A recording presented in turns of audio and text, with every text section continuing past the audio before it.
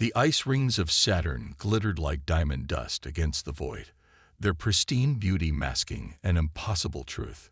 Hidden within that celestial debris field, Commander Sarah Chen thought, lay something that would forever change humanity's place in the cosmos. Final approach vector confirmed. Lieutenant Marcus Rodriguez announced from the pilot's station of the ESV Hawking. Maintaining stealth protocols. Sarah nodded, her eyes fixed on the holographic display, showing their careful progress through the rings. Just 3 weeks ago, the Deep Space Array had detected anomalous energy signatures here, readings that defied natural explanation. Now, after a record-breaking sprint from Earth orbit, they were about to discover their source. Energy signature is intensifying. Dr. Amara Patel reported from her science station, dark fingers dancing across the haptic interface. Whatever's out there, it's big. Really big. Sarah felt the weight of command pressing down on her shoulders. Earth's first contact team consisted of just 12 specialists aboard the Hawking, humanity's most advanced stealth vessel. They were about to represent their entire species in what could be the most important moment in human history. The ice particles ahead began to shift, seemingly of their own accord. A massive shape emerged from the crystalline veil, a structure that dwarfed their vessel like a whale beside a minnow. Its hull was organic in design, all swooping curves and iridescent surfaces that seemed to drink in the starlight. "Holy shit," Marcus whispered, breaking protocol but expressing what they all felt. More shapes appeared, a dozen vessels of varying sizes, all bearing the same otherworldly aesthetic. But Sarah's trained eye caught details that sent a chill down her spine. Impact scars, makeshift repairs, and signs of weapons fire. This wasn't an invasion fleet or an exploration mission. These ships had been through hell. Multiple heat signatures consistent with humanoid life forms, Amara reported, her voice tight with excitement. They're alive in there. A signal penetrated their communications array. Not radio waves or any conventional transmission, but patterns of quantum entanglement that shouldn't have been possible with current technology. Dr. James Wong, their quantum physicist, worked frantically at his station to decode it. "It's a language," he said finally. "The AI is processing it now." "There?" He paused, double-checking his readings. "They're asking for help." Sarah straightened in her command chair. This was the moment everything hinged on. Humanity's first words to another civilization. The beings out there were clearly advanced beyond Earth's technology, yet they were asking for assistance. Whatever had driven them to hide in Saturn's rings must have been desperate indeed. "Open a channel," she ordered, keeping her voice steady despite her pounding heart. "Let's show them humanity's best face." The quantum channel crackled with possibility as Sarah carefully chose her words. "This is Commander Sarah Chen of the Earth Space Vessel Hawking. We hear your call for aid, and we're here to help. Please know that you have friends here." There was a moment of profound silence, broken only by the soft hum of the Hawking systems. Then the quantum channel pulsed with new life. The ship's AI began translating. "Children of Earth," the alien message began, "we are the Lysani, and we carry the last free survivors of our civilization. The swarm pursues us, machines that consumed our worlds and seek to assimilate all organic life. We did not wish to bring our war to your domain, but our ships are failing. We have nowhere else to turn." Sarah exchanged glances with her crew. They had trained for first contact scenarios, but nothing like this. Earth barely had interplanetary capability.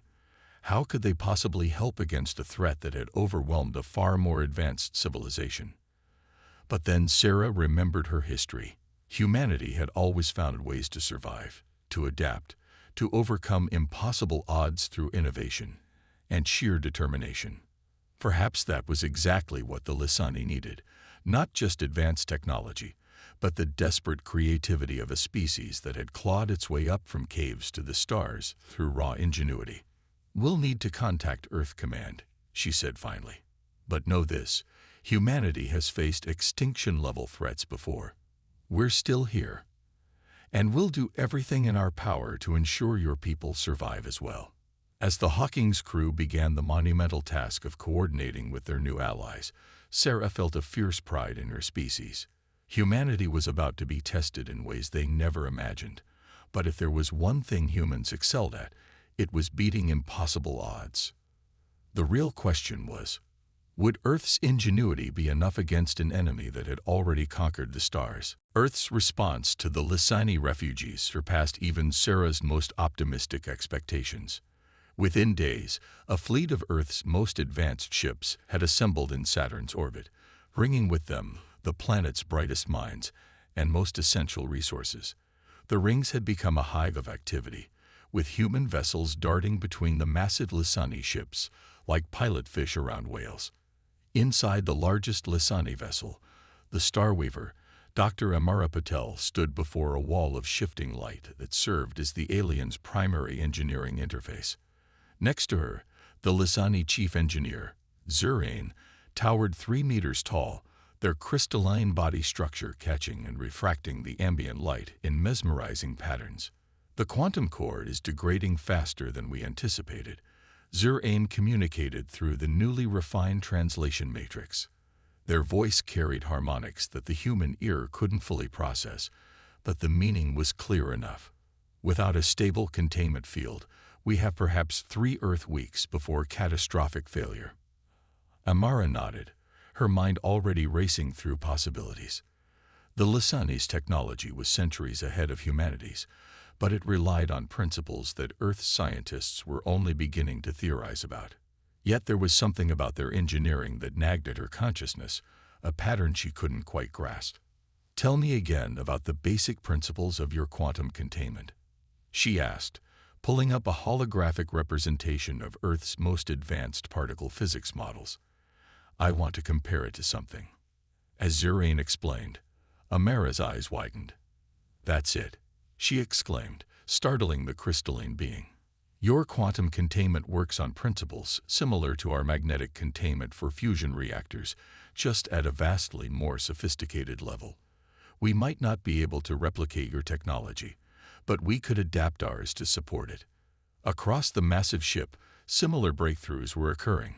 Lieutenant Rodriguez had discovered that while human pilots couldn't directly interface with Lysani navigation systems, their experience with flying through asteroid fields and space debris provided crucial insights into maintaining the fleet's hiding place in Saturn's rings.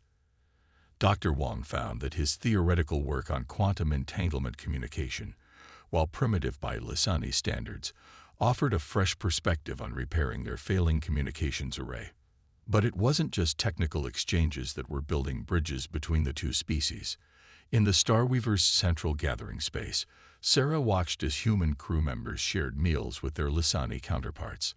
The aliens couldn't eat human food, and humans couldn't consume their crystalline energy sources, but the simple act of coming together, of sharing stories and experiences, was forging bonds stronger than any technological interface. "Your species continues to surprise us," High Commander Ziraval commented, their crystalline form shifting colors in what Sarah had learned to recognize as their equivalent of a smile. "When we first detected your civilization, we saw only your technological limitations. Now we see that technology is not the true measure of advancement." Sarah was about to respond when alarms blared throughout the ship. Red emergency lights pulsed as both humans and Lysani rushed to their stations. Dr. Wong's voice cracked over the communication system. Multiple quantum distortions detected at the edge of the solar system. Signatures matched the Lysani records of swarm vessels. The command center erupted into controlled chaos as data streamed in. The swarm had arrived sooner than anyone had anticipated, and they were heading straight for Saturn. Earth's combined fleet, even with the Lysani vessels, was drastically outgunned. "We're not ready," Ziraval stated, their crystalline body dimming with despair. "Our ships are still too damaged, your weapons too primitive. Perhaps if we had months more." But Sarah noticed something in the tactical display, a pattern in the swarm's approach that tickled her tactical instincts. "Maybe we don't need months," she said slowly, an idea forming. "Maybe we just need to think differently." The swarm expects damaged Lissani ships and primitive human vessels, but they've never faced both working together. She turned to Ziravel, her eyes bright with determination.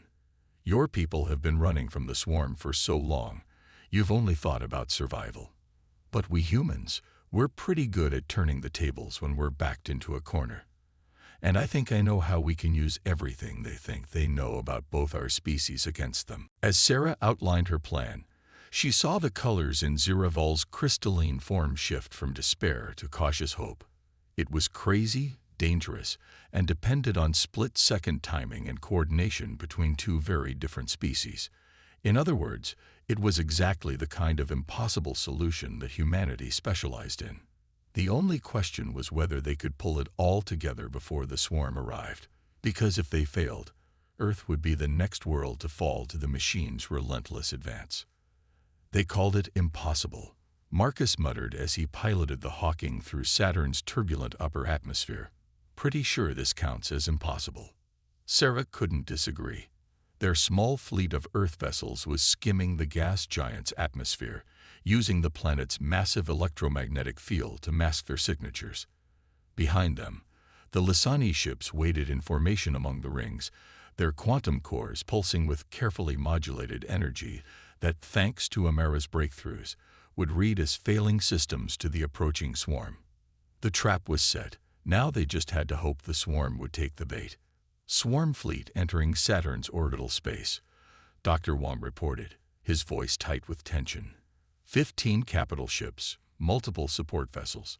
They're massive. The tactical display showed the swarm vessels in stark detail. Unlike the organic curves of Lissani ships, these were angular, geometric nightmares of black metal and pulsing red energy. Each one was easily twice the size of the largest Lissani refugee ship, bristling with weapons that could vaporize Earth's most powerful vessels in seconds. Remember, Sarah broadcast to both human and Lissani crews, we only get one shot at this. Make it count. The swarm ships moved with perfect mechanical precision, spreading out to surround the seemingly helpless Lissani fleet. Just as the Lissani had predicted, the machines preferred to capture rather than destroy, seeking to assimilate both organic life and technology into their collective. They're launching boarding pods, Amara reported. Multiple trajectories, targeting all Lissani vessels. Sarah watched the tactical display, counting down the seconds. The swarm was committing fully to the assault, exactly as they'd hoped. Their arrogance, their certainty, and their technological superiority was about to become their weakness. Now, Sarah commanded. The trap sprung with beautiful synchronization. The Lissani ship's quantum cores flared to full power, their energy signatures suddenly burning bright and strong. Simultaneously, Earth's vessels burst from Saturn's atmosphere, riding the electromagnetic waves like surfers catching a tsunami. The swarm ships reacted instantly, but their perfect formation had become a perfect target. The human fleet launched their payloads, not conventional weapons, but specially modified probes based on Amara's fusion containment breakthrough. Each probe generated a quantum interference field that, while primitive by Lissani standards, created localized chaos in the swarm's highly ordered systems. Direct hits on multiple targets. Marcus shouted. Their formations are breaking up. The swarm ships began to move erratically, their perfect coordination shattered by the quantum interference. The Lissani vessels seized the moment, their weapons finally unleashing their full power. Beams of concentrated energy sliced through the swarm's suddenly vulnerable shields. But the machines adapted quickly. Several swarm ships managed to reconfigure their systems, shrugging off the quantum interference. They turned their attention to the human fleet, their weapon systems charging. Evasive maneuvers, Sarah ordered. Implement Phase 2. This was the most dangerous part of the plan. The human ships scattered, each one trailing modified versions of the quantum probes that left complex interference patterns in their wake. To the swarm's sensors, it would appear as if dozens of ships were moving in impossible patterns, creating a three-dimensional maze of phantom signatures and real threats. The Lysani took advantage of the chaos, their ships moving with newfound coordination thanks to the human pilot's expertise in irregular combat maneuvers. They struck at the confused swarm vessels from multiple angles, their weapons finding weak points that had never been exposed in countless previous encounters. "It's working," Amara exclaimed. "The swarm ships can't establish a coherent targeting solution. Their networked intelligence is working against them." But the victory celebration was premature. One of the largest swarm vessels suddenly changed configuration, its geometric form shifting like a massive black puzzle rearranging itself. New weapons emerged, and it began firing indiscriminately, not bothering to distinguish between real ships and phantom signatures. "Hawking, this is the Lysani vessel Lightweaver." Zirane's harmonics crackled with urgency.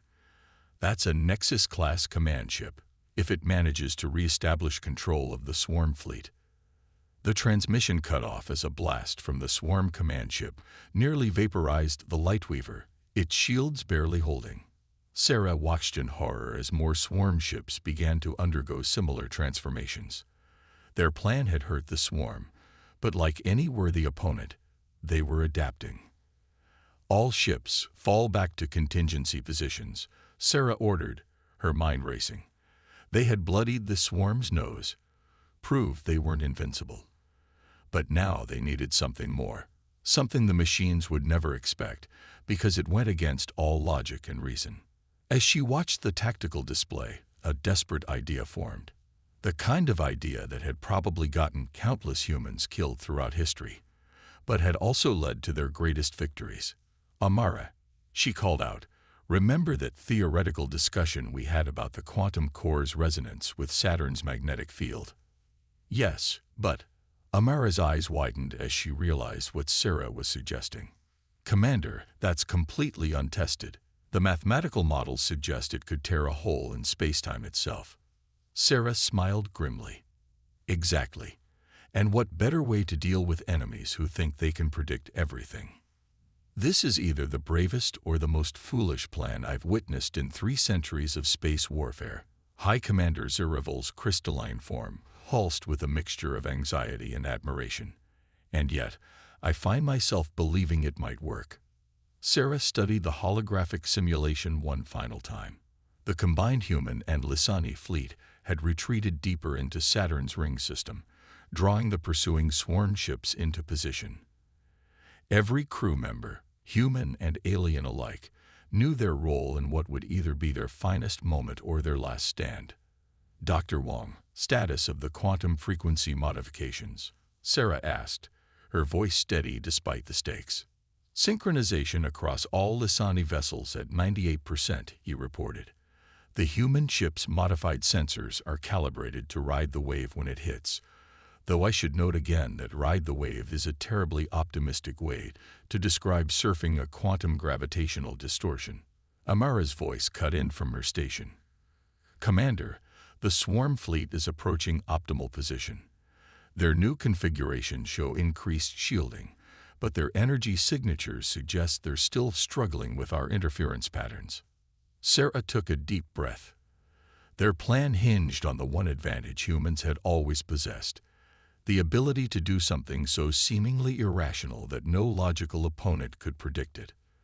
The swarm, for all their technological superiority, thought in patterns and probabilities.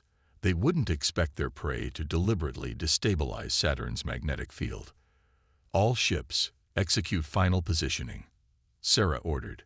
The fleet moved with practiced precision, human vessels weaving between their larger Lysani allies. They formed a complex 3-dimensional pattern within the rings, using the ice and debris as both cover and components of their trap. "Swarm vessels entering the engagement zone," Marcus reported.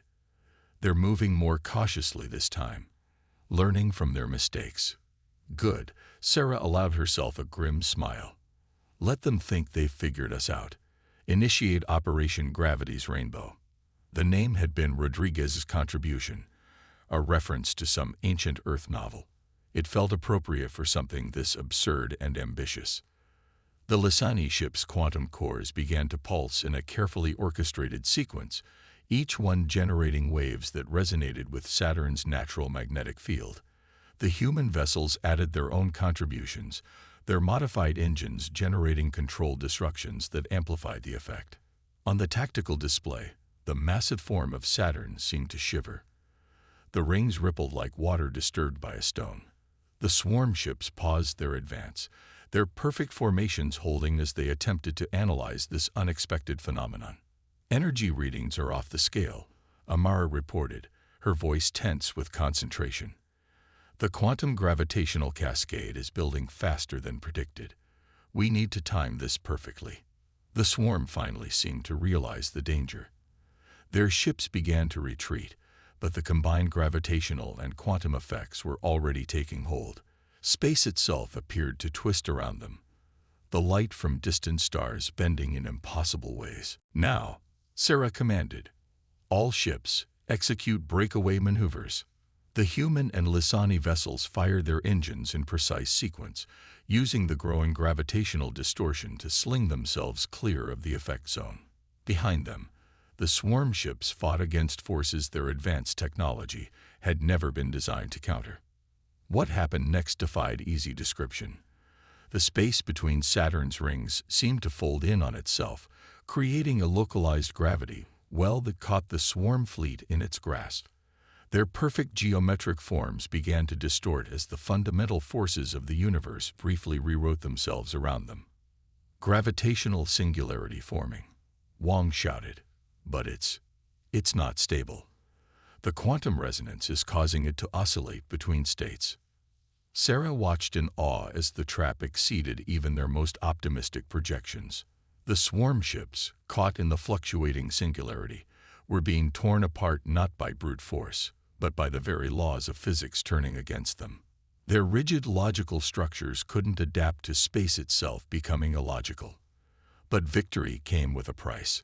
The gravitational distortions were spreading faster than predicted, threatening to engulf the retreating Allied fleet. "We need to collapse the singularity," Amara shouted. "If it continues to grow, it would destroy Saturn's rings and possibly the planet itself."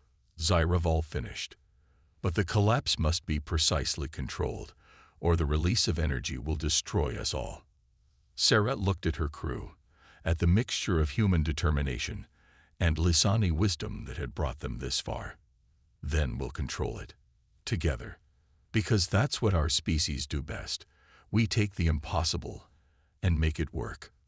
As alarms blared and space itself twisted around them, the combined fleet prepared for one final gambit. They had wounded the swarm through human ingenuity and Lissani technology. Now they would have to save themselves with something even more powerful. Trust between two very different peoples united by the will to survive. Time seemed to slow as the gravitational anomaly pulsed with increasing intensity, threatening to tear apart everything in its reach. The remains of the swarm fleet hung suspended in the distortion field like insects in amber, their once perfect geometric forms twisted into impossible shapes. "Quantum cascade approaching critical threshold," Amara announced, her fingers dancing across multiple interfaces simultaneously. "We have maybe 2 minutes before the reaction becomes self-sustaining." Sarah watched as the tactical display showed the growing web of distortions threading through Saturn's rings. They had defeated the swarm, but their victory would be meaningless if they couldn't contain the aftermath. Her mind raced through possibilities, drawing on everything they had learned about the interaction between human and Lissani technologies. "High Commander," she called out to Zyraval, "your quantum cores can generate containment fields, correct?" The crystalline being's form flickered with understanding. "Yes, but they were never designed to contain something of this magnitude. Even with all our ships working in concert, we don't need to contain it," Sarah interrupted, the pieces of a solution falling into place. "We need to guide it. Dr. Wang, what if we treated the singularity like a wave instead of a particle?" Wang's eyes widened as he caught her meaning. "Quantum wave function collapse, yes. If we could force the anomaly to resolve into a single state instead of oscillating between possibilities, we would need precise timing across all ships," Amara cut in, already running calculations. The slightest desynchronization could tear us all apart at the quantum level. Zyraval finished. But we don't have a choice. All Lissani vessels, prepare for synchronized quantum pulse on my mark. Sarah opened a channel to the human fleet. All ships, we're going to create a resonance pattern using our modified engines. Think of it like pushing a swing at exactly the right moment. Time your pulses to match the Lissani quantum signatures. The next 60 seconds were a symphony of coordination. Human vessels moved into a precise formation around the Lissani ships, their modified engines humming with power. The crystalline aliens synchronized their quantum cores, creating a complex web of energy that intersected with the gravimetric distortions. Anomaly reaching critical mass. Wang reported. Whatever we're going to do, it has to be now. Sarah took a deep breath. Everything they had learned about each other, every breakthrough in combining their technologies, had led to this moment. All ships, execute quantum pulse on my mark. 3, 2, 1. Now. The combined fleet acted as one. Lyseni quantum cores flared with brilliant light, while human engines generated precisely timed gravitational pulses. The energy patterns intersected with the swirling chaos of the anomaly, forcing the quantum fluctuations into a single coherent state. For a moment, space itself seemed to hold its breath. Then the anomaly began to collapse, but not in the catastrophic way they had feared. Instead, it folded in on itself with mathematical precision, the gravitational forces smoothly resolving back into normal spacetime. Where the swarm fleet had been, only scattered debris remained, their perfect geometric forms reduced to scattered atoms by forces they had never been designed to comprehend. Saturn's rings settled back into their eternal dance, barely disturbed by the cosmic drama that had just played out among them. All ships reporting in, Marcus announced, his voice thick with relief. Some damage from gravitational stress, but nothing we can't handle. The anomaly has fully collapsed, Amara added. Local spacetime is returning to normal parameters. We actually did it. Sarah allowed herself to breathe normally for the first time in what felt like hours. She looked around at her crew, seeing the same mixture of exhaustion and triumph on every face. Then she turned to the holographic image of Zyraval. "High Commander," she said formally, "it seems your people now have a new home, if you want it. Earth would be honored to have allies who have proven themselves so worthy." Zyraval's crystalline form shimmered with what Sarah had learned to recognize as deep emotion. "The honor would be ours, Commander Chen. Your people have shown us that true advancement isn't measured in technology alone, but in the courage to imagine solutions where none seem possible." As the combined fleet began their journey back to Earth, Sarah reflected on how much had changed in such a short time.